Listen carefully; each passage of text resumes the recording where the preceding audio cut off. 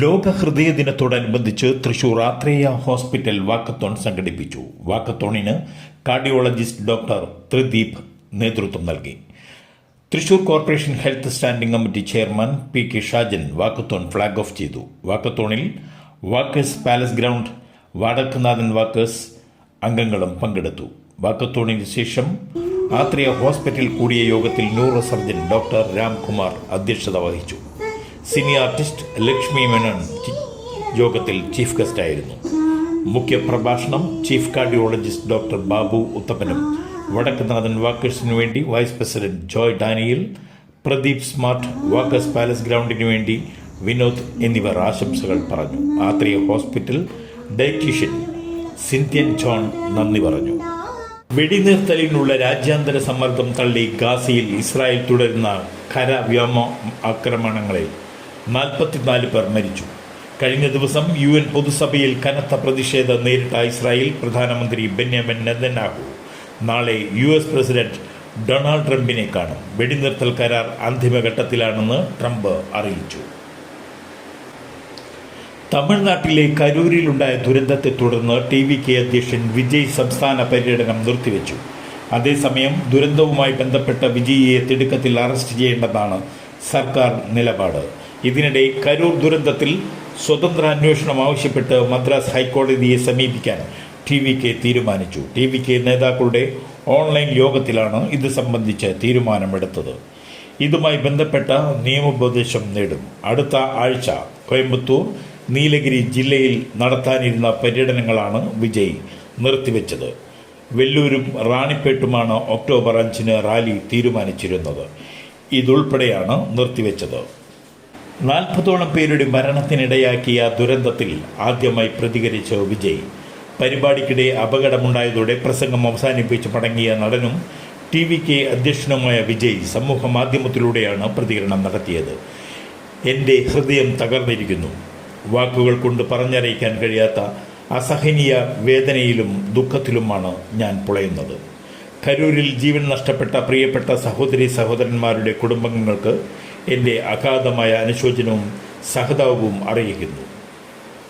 ആശുപത്രിയിൽ ചികിത്സയിൽ കഴിയുന്നവർ എത്രയും വേഗം സുഖം പ്രാപിക്കട്ടെ എന്ന് പ്രാർത്ഥിക്കുന്നു, വിജയ് എക്സിൽ കുറിച്ചു. കരൂർ ദുരന്തത്തിൽ അനുശോചനം രേഖപ്പെടുത്തി രാഷ്ട്രപതി ദ്രൗപദി മുർമുവും പ്രധാനമന്ത്രി നരേന്ദ്രമോദിയും പ്രതിപക്ഷ നേതാവ് രാഹുൽ ഗാന്ധിയും ആഭ്യന്തരമന്ത്രി അമിത്ഷായും ദുരന്തത്തിൽ ദുഃഖം രേഖപ്പെടുത്തി. നടൻ രജനീകാന്തും നടനും മക്കൾ നീതി മയ്യം നേതാവുമായ കമലഹാസൻ MP-യും BJP നേതാവുമായ ഖുശ്ബുവും ദുരന്തത്തിൽ നടുക്കം പ്രകടിപ്പിച്ചു. കാവിക്കൊടിയേന്തിയ ഭാരതാംബയുടെ ചിത്രം രാജ്ഭവനിൽ വെച്ചതുമായി ബന്ധപ്പെട്ട വിവാദത്തിന് ശേഷം മുഖ്യമന്ത്രി പിണറായി വിജയൻ ആദ്യമായി രാജ്ഭവനിലെത്തി. രാജ്ഭവൻ പ്രസിദ്ധീകരിക്കുന്ന ത്രൈമാസികയായ രാജ് ഹംസിൻ്റെ പ്രകാശന ചടങ്ങിൽ പങ്കെടുക്കാനാണ് മുഖ്യമന്ത്രി എത്തിയത്. ഗവർണർ രാജേന്ദ്ര അർലേക്കറിൻ്റെ സാന്നിധ്യത്തിൽ ശശി തരൂർ MP-ക്ക് മാസിക നൽകിയാണ് പ്രകാശനം നിർവഹിച്ചത്.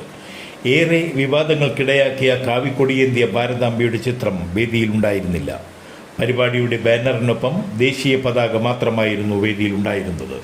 അതേസമയം പ്രകാശനം ചെയ്ത മാസികയിലെ ലേഖനത്തോടുള്ള വിയോജിപ്പ് മുഖ്യമന്ത്രി വേദിയിൽ തന്നെ വ്യക്തമാക്കി.